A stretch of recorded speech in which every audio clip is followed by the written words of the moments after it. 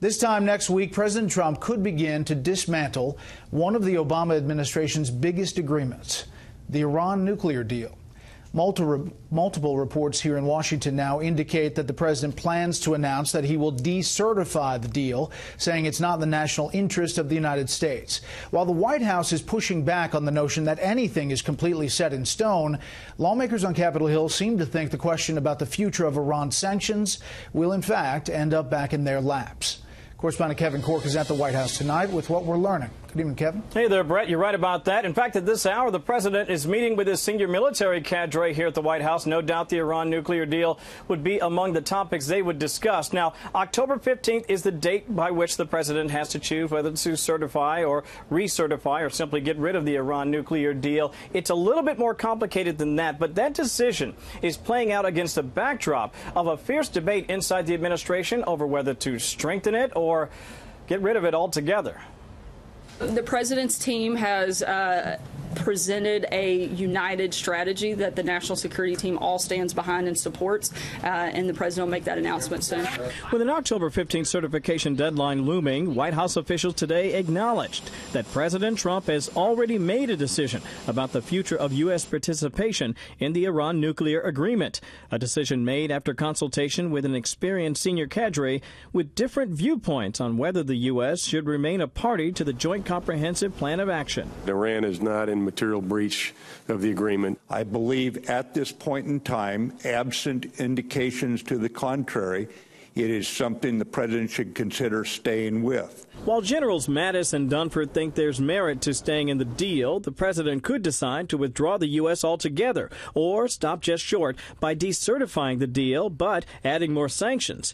Decertification would come by way of the Iran Nuclear Agreement Review Act, which requires the president every 90 days to determine whether the deal is in the best interest of the U.S. It's a U.S. law, by the way, so it's not subject to the international deal struck with the Iranians. It calls on the president to certify that Iran is transparently, verifiably, and fully implementing the agreement, and that continuing the JCPOA is vital to national security.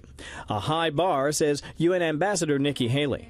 If he thinks that the deal is, that the situation is not in the best interests of the American public, then he doesn't certify it. It's possible that Haley tipped the administration's hand in a tweet yesterday, praising Arkansas Senator Tom Cotton's clear understanding of the Iranian regime.